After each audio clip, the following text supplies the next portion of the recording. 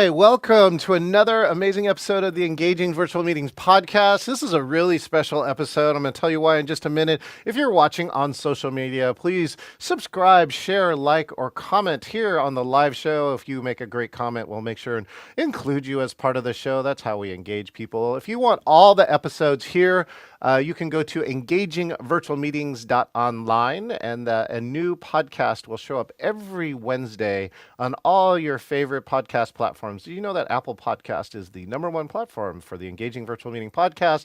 And this is why this episode is special. The Engaging Conference is next week, something I've been working on for a year. It's October 1, 2, and 3. We have 3 Hall of Fame speakers, and last night, our sponsored opened up the free tickets to move it from YouTube to Zoom. That means you can get a free ticket and interact with one of our amazing Hall of Fame speakers. Let me see if I can get out of the way here. Here are 3 of them. Anna Liotta, Brian Walter, and Bill Staten are all Hall of Fame speakers. Denise Gable is also a chapter leader coach or liaison from the National Speakers Association, a former CIO and COO. And so that all of that is there. Let me go back and just show the QR code one more time. You can also go to this website, engagingvirtualmeetings.com/CON. The virtual runs every day from 9 a.m. to 5 p.m. Pacific Standard Time. Over 300 people are registered for the virtual, and we have an in-person audience. It's running hybrid for the first time. If you really want to see the most engaging hybrid you have ever seen, again, go to this website or go to the QR code, open up your phone and scan that QR code and register. And there is no risk. Come for free, come hang out and see how the future can be even more engaging. Now, how can it be even more engaging than when you meet this next guest? I got to hang out with him when I went to, Louisville, if I can say it right now for the people who are locals, Kentucky, and really one of my personal top sessions. I am picky too, guests. I just want to let you know that I shop for speakers all the time. I'm looking for them, and this one really got me. He's the chief innovation igniter. He's got a company called Abound Innovation. He's calling in from Toronto. He's worked with, oh my gosh, I love this when I read his bio. 55 US patents. By the way, I have 2. He's got 55.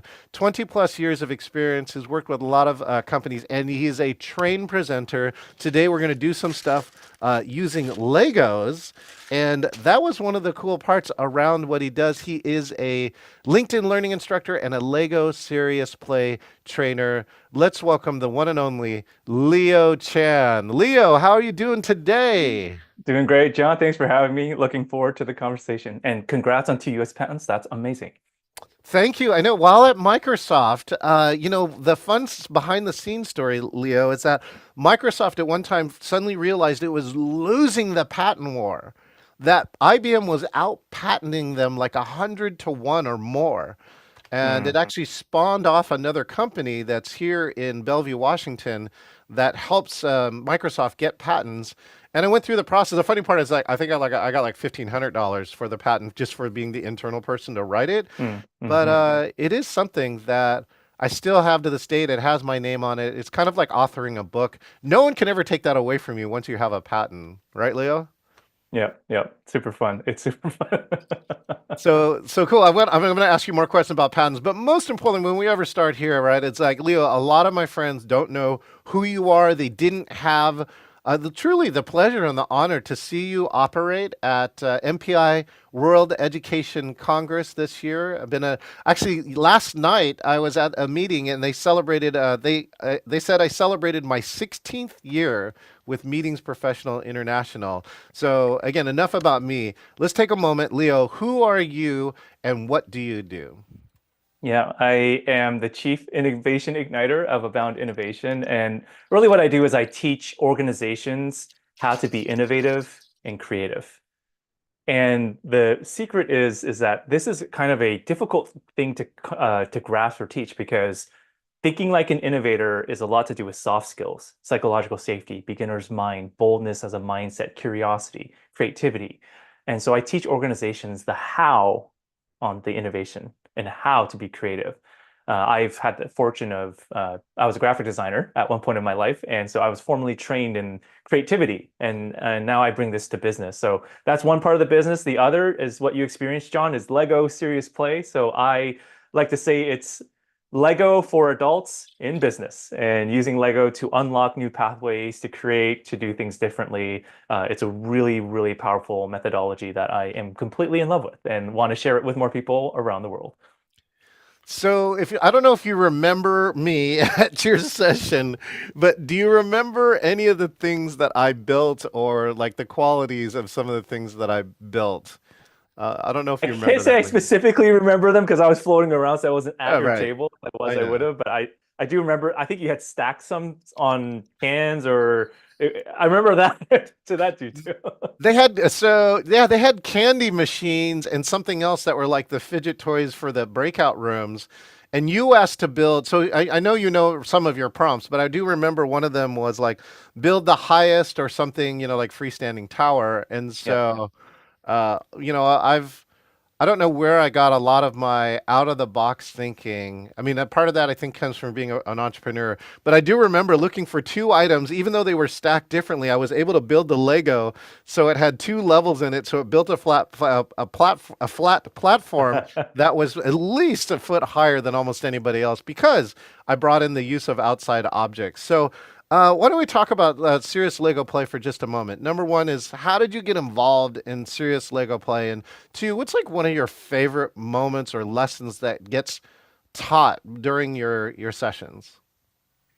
Yeah, I actually found out about Lego Serious Play at an innovation conference. There's one that happens in Boston every year called Front End of Innovation, and it was in 2015 when I saw this workshop on Lego Serious Play. And actually, I did not grow up playing with Lego as a kid, What? so I thought, yeah, no, true story. And Yeah. I just was like, Lego with business, like, what is this thing? So I went and I fell in love with it when I saw it was such an interesting methodology applied in business. And so I wanted to learn it really badly. Couldn't convince my leadership at the time to let me use my professional development dollars. Uh-huh. And so I changed organizations and they hired me to make innovation better. And then Oh, I was like, hey, there's this Lego thing I really want to learn. And they're like, Leo, do whatever you need to do. I got skilled up in it and haven't turned back since. So that's how I first found out about Lego Serious Play. What I love about it actually is in innovation, I always talk about it's really important to embrace diversity of thinking and collaborating with each other. hmm. And unfortunately, that's harder than it sounds. And Lego Serious Play really enables everybody's voice to be shared at the table. And whether you're introvert or extrovert, whatever way you communicate, it's a way that I feel like embraces everybody's strengths and gives you an ability to communicate your ideas and to collaborate. So I love, John, the tower exercise you mentioned. I never see the same one. And I've done this Right, for thousands of people, and right. I never see the same one built. And it blows my mind that there's so much creativity within each one of us. There's so much creativity within each one of us with the same exercise and the same pieces. So, what's one of your favorite like lessons or like lessons that people learned in your class, experience while facilitating this experience? And so, for those who weren't at it, right, to short describe Leo's session is that he does have a collection of Legos, so very much parts like these. Sometimes he gives very enticing prompts. Oh my gosh, look at that one! That's fantastic. I love the vehicle looking piece. I don't know why. That's what I started building too, and and then people start to build things. And I do remember one of the enticing moments is people describing what they had too. And often the description, there was some aha moment in there going, "Oh, I Yeah. put this here for this reason, or this thing that I value," or and it really allowed for a lot of conversation. So you facilitated, I bet, a lot of these. What might be one of your favorite or unique moments that happened while teaching one of these classes? It was actually one of the trainings. This is the first thing that comes to mind, but I love the ability for people to get real and deep with Mm-hmm. each other, even with complete strangers. And there was a build I had asked the participants to do, and it Yeah. was around your aspirations. So it was a Yeah. pretty wide open question.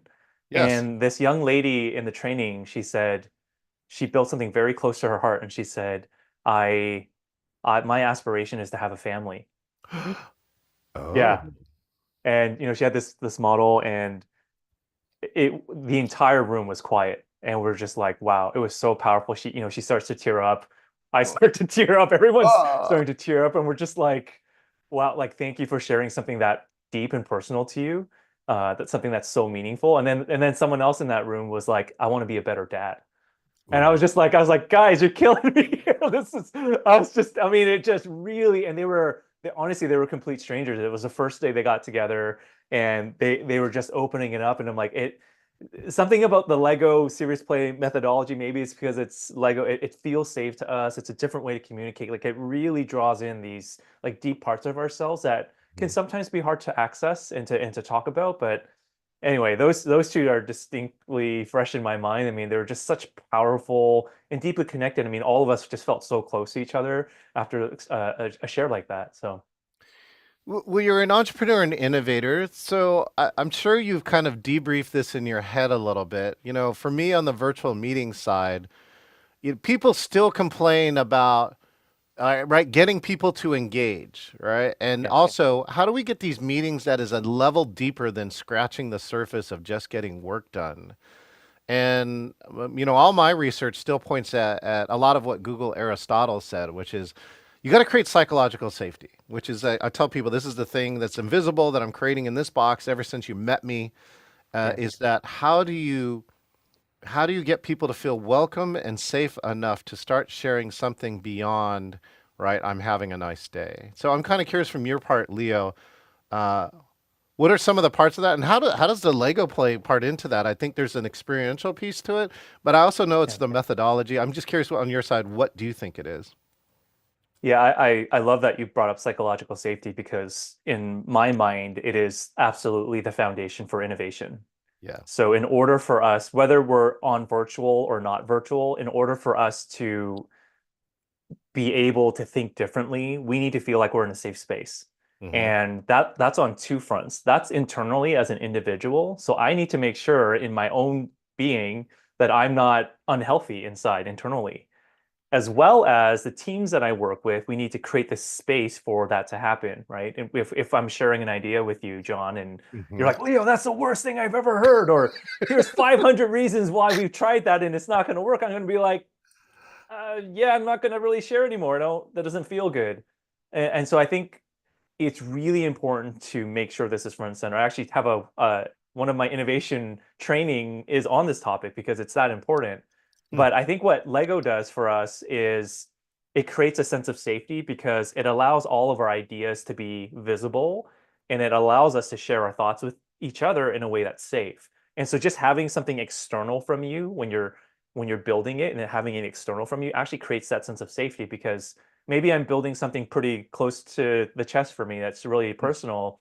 It Hmm. allows me to kind of remove myself from it and talk about it in a safe Mm. way, but it also allows the people in the room to talk about that in a safe way. So, maybe you have some kind of questions or curiosities and you're asking about the model and not me. It creates that safe space. So that's one of the reasons actually why I love Lego so much is because it creates psychologically safe environments for us to collaborate and create and discuss and converse with one another.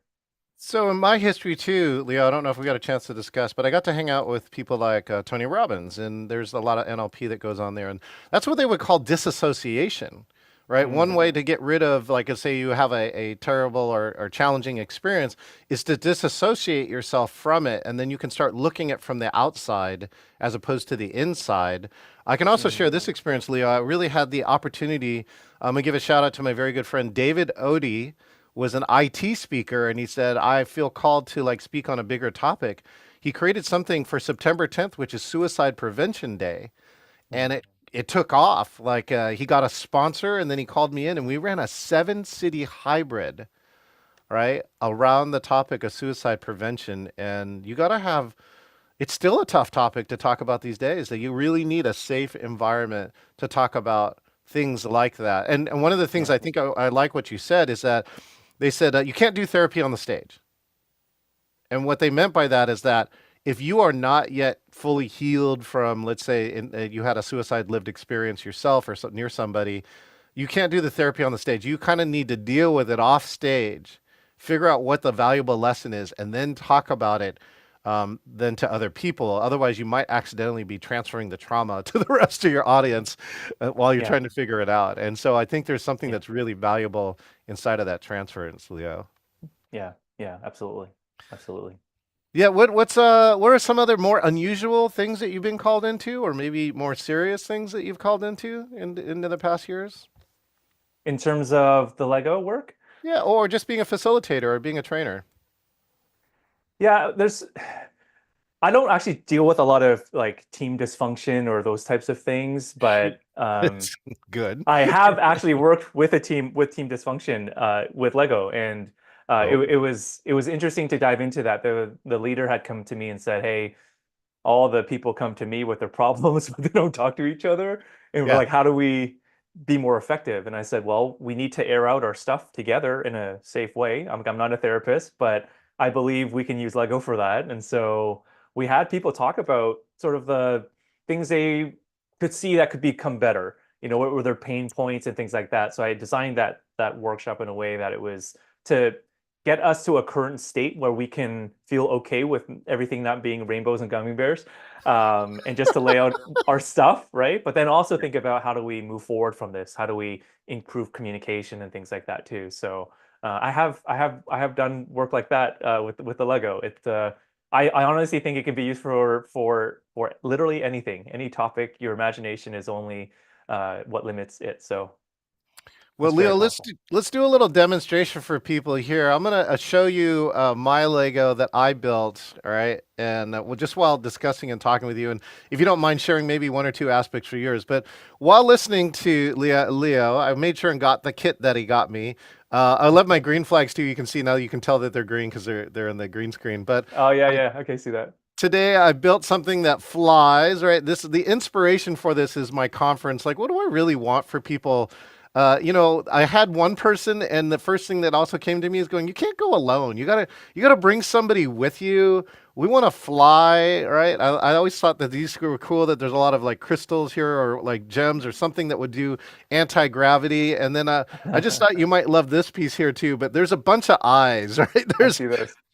right? Maybe this is the Waymo, the Waymo of conferencing or something like that. But I think that the ability to transport somebody to somewhere new is something important. So that's what I built. I don't know if you have any observations or questions you might ask me about I this do. particular. I'm curious. The minifigures are kind of hanging out like this, both of them.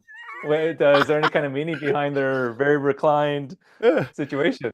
Well, yeah, I know. I did have them like linked up, and I'm like, I just want people to relax. Actually, it's really Uh, funny, Leo, is that we invented something in April of 2020, and it's called the No Sorry Zone. And you're from Canada, right? You might be familiar with this trait. People who say I'm sorry incessantly for no reason at all. Do you know what I'm talking about? that are Canadians.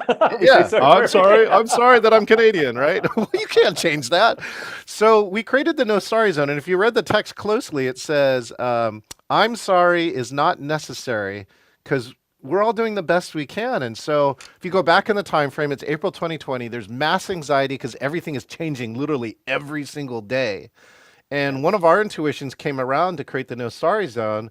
One is just I heard it a million times, but the second reason after I thought about it was that if you can get people to relax, right? Remember, the yeah, anxiety was so high that if you could just get people to relax, even for an hour, then we're more likely to get some work done. Otherwise, if you have anxiety, you're thinking about your kids or your yeah, test or like, did you get exposed or all the other things that people were thinking about in April 2020. And so it has stuck yeah. around. Like if you know any one of my friends and you say sorry more than a few times, Leo, they're going to either see that sign or they're going to come and talk to you about how you really don't have to say sorry unless you hurt someone's feelings. So Yeah. You know, that reminds me when the pandemic happened, it in some ways allowed us to be more human with each yes, other, yeah, right? If there's let's say a kid runs into my screen, we're like, sorry, the kid, yeah, we get it. We're at home, like we're figuring this pets, thing out together. Like yeah, pets are running around, there's yeah, construction happening, all sorts of stuff. I yeah. think it gave us a picture, a window into our humanity, and it's like, hey, we get it. Life happens. I actually really like that uh, revelation, if you will, during the pandemic that we can just be human together. Yeah, we're professionals, we're working, we're doing our thing, but life happens, and that's fine. We understand that about each other. So just to go back to the laid backness is that's it, right? Here in Seattle is a little bit in this laid back, like we have a lot of sales classes that are around anti-selling. Like you kind of need to have a laid back attitude. Like I'm never going to be pushed. Like it might be East Coast for me to go to Leo, yo, buy my stuff, Leo, got to register right now. As opposed here in Seattle, like it would sound much softer. Like, well, Leo, there's a lot of value here, but you know what? You get to make the choice. You either register or Yeah, don't register. I don't care. Either one is fine. And that's yeah. that laid back attitude. I like that. I like that. I like that. I take that a lot. All right, let's take a. Can we take a little tour of yours, if you don't mind? Yeah, yeah. Let's hopefully this can get focused well. Let's see if that'll Oh yeah, this good. is this is me and Lego, what the strengths that I bring to a team. So you can see this little yellow thing on my head here. That's because I am a idea factory. I come up with lots of ideas and then I have the flag, so I champion those ideas. I Oh, want to see those come to life. And then there's a propeller because I want to actually see that actually come to life. You can see I have eyeballs, and these eyeballs mean that I like to collaborate with people because people are fun and I like to bring them along the journey with me. So they come with me. There's also a bunch of color, as you can see, and that's because if you can't tell, I have a playful personality. I bring my full self to the team. And so that comes with me. If you're going to hang out with me, I'm going to bring myself. And there's a lot of green here because I'm someone that believes in growth and always creating growth minded, growth oriented. I always want to see things come together. And then finally, I got some bridges. Sometimes my ideas will go to a blue ocean, which is why it's on a blue piece. nice. Sometimes they go nowhere because that's innovation. You got to try. You never know. So these are Well, these are some of the strengths I bring if you hang out with me. maybe you answered my question because my question in looking at yours is why is it asymmetrical? This is actually quite symmetrical, sort of. Well, I know, but well, there's some right. See, there's some asymmetry. So I'm just curious if it was on purpose or I by I design. do I I like symmetry, but I also don't like to be predictable. So I like to change it up. So just having little elements that throw you off a little bit keeps me on my edge, keeps me always disrupting status quo, things like that. That's why. Good observation. Thank you, Leah. Oh yeah, I teach a creativity and innovation class remotely to Saudi Arabia, and what was Oh, wow. fascinating too, Leo, I don't know if you knew this, Saudi Arabia banned Chat GPT for like 9 months. Really And interesting. then I think the Interesting. government realized like we're going to fall behind the whole world. And then they opened it up. But the problem is when you ban something for 9 months, like I talked to the class and like even though it was open, they're like nobody has seen this. And I Yeah. started doing live demos and they changed their training. In fact, in the last cohort, they actually spent a whole entire module on AI. And in this last class, I just heard people saying, "Oh yeah, I write my emails with it. I'm processing reports Wow. and blah blah." I'm like, it's such a change over like the course of 4 or 5 months, which in a big company is that's fast, right? Yeah, that's super fast. Oh, for sure. Yeah, that's Well, let's amazing. speaking of change, let's talk about what in virtual. So talk to me. Let's go back to March of 2020 and what happened in Leo Chan's life and how did Leo deal with something as fun and small as a global pandemic?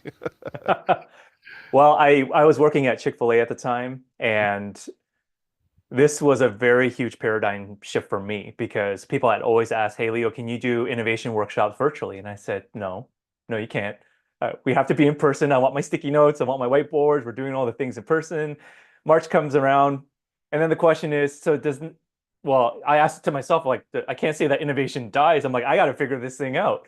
Like, okay, let's embrace. I knew of digital whiteboard platforms. I never used them. I'm like, anyway, I'm like, okay, people were using digital whiteboards. And I actually had to think about the user experience on how would someone know where to navigate on this infinite whiteboard? How would people know how to Yeah. engage with the tool and all of this? And so I'm actually glad that it forced me to go virtual and it forced me to think about how do we make collaboration work effectively Yes. digitally. And Yes. so, yeah, I had to figure it out. And I was prototyping and testing lots of things. And I knew it was successful because we could have, if you can believe it, full day workshops online through Zoom with a bunch of whiteboards, digital stickies, breakout rooms, all those things. And people were still energized at the end of the day. And there wasn't Zoom fatigue or any of that. They were like, we're ready to go. We love these ideas.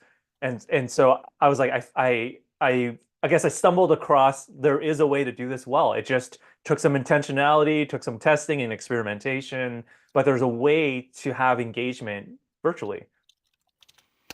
That's amazing. And then- so, did your favorite outside tool become one of these platforms like Mural or something else like that? Mural, Mural dot Yeah. co was Right. the one I had known about for years. I Yes. literally never used it. It was in the back of my brain, and I went on to that as my major platform of choice. And so I brought, all the employees onto it. I was creating all these whiteboards and doing demos on how to use it. Like, oh, of course, I had to get trained myself. I had to figure out how to use it myself, and then train cohorts of people on it and all that kind of stuff. So yeah, I totally embraced it. And I mean, I love Zoom because Zoom has done so much, I think, to help make virtual meetings better with Yes. breakout rooms and Yes. emojis and ways to, I mean, basically at the end of the day, what makes virtual, in my book, effective and engaging is being able to be known, seen, and heard, just like in real life. Like we want to be able to Oh, contribute in the ways that we can. We want to share our thoughts and our experiences. And so if you can do that virtually, which we can,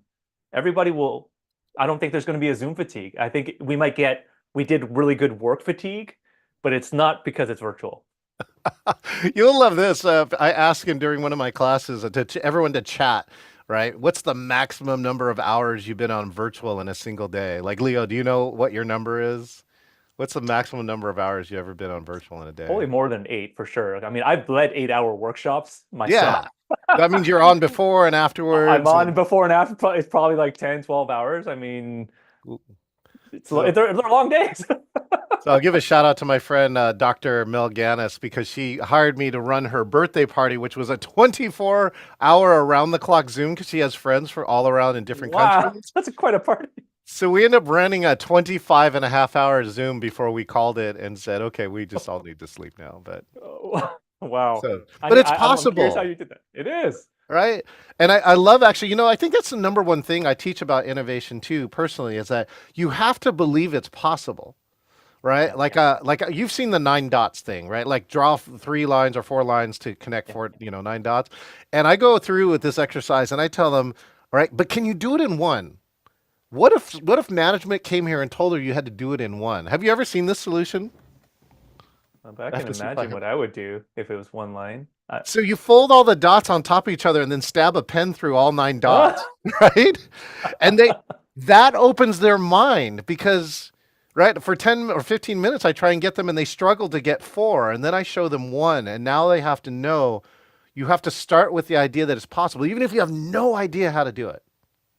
And it's kind of Mhm. like how you approach your innovation class. You started with this mindset going, I have to be in person. I need, Yeah, post-its. And then one day the world changes your mind going, I need to consider, can I, either I have to figure out how to do this or probably going to go out of work.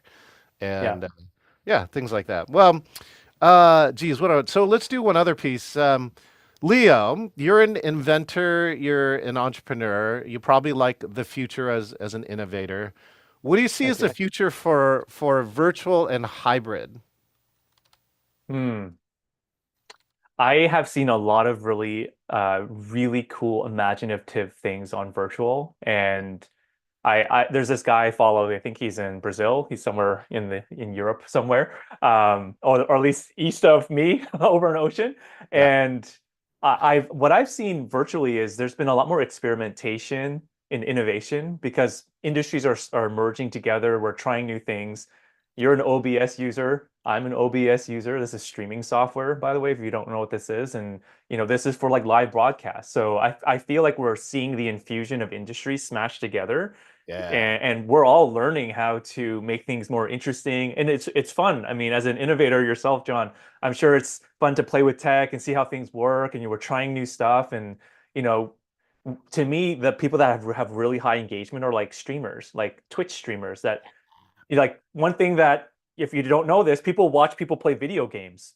Like they Yeah. don't play them themselves. They watch, if No. John's like a really good gamer, I watch John play games all day, and they Yeah. watch it for hours and hours. I'm like, how are you do? I'm not even getting to play it myself. I'm just watching John play, but people love this stuff. So it's like Yeah. we can learn so much, I think now, from all these amazing experts that are online, and people are sharing what they're doing. There's so much incredible wealth of knowledge on social media that we can learn from each other, and it's free. There's so much free stuff out there that's really good. So I think that's how I'm learning. I actually only jumped on the OBS train, I think probably it was either earlier this year or late last year, where you can do fun things by pushing buttons, and then things Yeah. can fly around your screen. Yeah, you can do all sorts of stuff. Yeah. You can change like it's just really, yeah, exactly that. So I think there's a really exciting world for virtual, and I think we have to come back to think in our mind, is there anything holding us back? Any limiting beliefs that we think Mm. are blocking us from making these really cool experiences? And honestly, you can do so much now with just yourself. And John, I'm sure you're pressing buttons. I have buttons I can press over here that we can do all sorts of fun things. The technology exists now. We just got to explore and let our creativity take us further. Well, I want to encourage you, Leo. Like push buttons. I just gonna push some buttons. Yes. And that I want you to go to a website called Never Done Before. And my Never friend done Miriam before. Hadness, who's from Amsterdam, one of the top virtual facilitators that I know, listen to her podcast. And I'm just telling you, Leo, right now, there's an opportunity right now. There is one speaking slot open. And the whole point is you got to develop some virtual presentation that is never done before. Hmm. And it is such a great challenge. Last time they did it, it was gardening. And I ended up developing a program called Seeds of Virtual Facilitation. Hmm. And what I decided to do with it is that I wanted to see how hard could I push like OBS and all the virtual visual graphics, and how much could it assist to the goal of doing facilitation. And so things that I can do is like I can actually talk to Leo. If Leo volunteers to talk in my class, I can put him in an avocado seed. He's like, I cut out a circle in avocado seed. And so Leo's face is in an avocado seed. And then the best part, Leo, and this actually earned me my certified speaking professional, is I get a whole group of people to join me in interpretive dance for 60 seconds of a seed in a time lapse growing into a plant. Wow, I want to see this. That sounds amazing. It is one of the funnest things I've ever done, and I end up using it like a whole bunch of that's probably given this presentation at least a dozen times, and I've never seen anybody else in the speaking world approach the technology in that way. And so I'm gonna. That's why I'm gonna present again this year, because it's gonna force Ooh. me to go make a new presentation about something like that. And I think actually one of them I think I'm coming up right now is I want to turn the whole facilitation into a talk show. All right. Uh, Mm. Hold on a second. See, I don't know if I have the right piece here. Let me check. So if I did this, let's see if I can do this in a short amount of time. Okay, so I've got Leo pinned to my second screen. Now, can I bring him into a desk? This is just the basis of it. Oh, yeah, ready? Let's go see and talk to Leo here in the studio. All right. And so that yeah, that's one of the things that we want to look at and see if we can do. So the reason why I'm asking this question is Leo, right? You see the future with that, and I really want to challenge you because I think that you would make a presentation that I think would be amazing and that I would want to see. So go check it out. Never done before. Search up Never the done key before. terms. And so I'm going to actually do this one last piece that I just added to my podcast to end. This is called the speed round. So if you don't mind, I'm going to ask you some questions. You're going to try and answer them as fast as possible. Sound good? Okay, let's try it. Okay. Let's do it. You, your favorite Lego kit? Oh, the Super Mario block. This the question mark one. Oh, there you go. Easy one. Okay. Best in-person innovation tool? Lego Serious Play. Oh, yeah, no brainer. Okay. Best virtual innovation tool. And now you can't say the same right answer. I'm going to make you say something else. Because I would OBS, say the same thing. OBS, Oh, OBS. yeah, good one. I'm all for that. Okay. The thing you're most proud about? Ooh. Hmm. I have two probably. I think redesigning Chick-fil-A's Innovation Center and now being a LinkedIn Learning instructor. That's right. I saw that online. Yep. Right? Oh, geez. That's a really cool project to work on. A skill that you have that you don't use for work. Skill I don't have that. Playing tennis. Oh, I used to play Super Mario Brothers tennis, right? Ooh, oh, that was really good. I really liked that game. That was really good. It was, yeah, the hockey one was just as good too. Okay. Your favorite inventor? Ooh. Oh, it's probably Steve Jobs. Oh, that's a good one.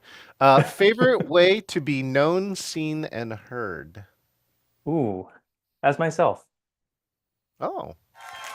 And most of all, the toughest question of all, what do you like about your t-shirt? Oh, my t-shirt? I designed this using AI actually. It was a part Leo, part AI combination. So my logo, if you can see this, is a pencil light bulb with a brain in it, and it's like a cloud, basically like Oh. brainstorming. So I had this kind of vision, but my drawing abilities lacks. So I worked with AI, couple prompts, kind of smashed some stuff together. It was great. That's what I like about my t-shirt. Oh, that is awesome. I didn't even see the pencil the first time too. I really Yes, love like the see. details, right? That's kind of like a FedEx with an arrow in it. That's how crafty that logo is. So yeah, Yeah, it's fun. congratulations. Well, Leo, we did put the link in there. Go to aboundinnovation.ca because he's in Canada, y'all. And Leo, do you have any final words? If you could have a magic ability for people to remember one thing from this interview, what would that one thing be?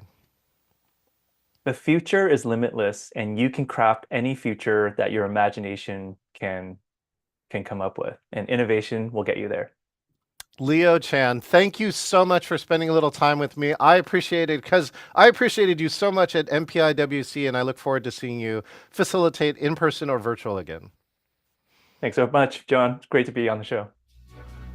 You've just met with Leo Chan, right? Chief Innovation Igniter of Abound Innovation. And he's going to tell you or ask you, what limiting belief could you get rid of? What limiting belief could you get rid of to create more innovation in your life? So think about that. And of course, if you're here, subscribe, share, like, or comment. If you want to get all of the podcasts and all of the podcasty feels, go to engagingvirtualmeetings.online and subscribe. Thank you for all of our subscribers on there.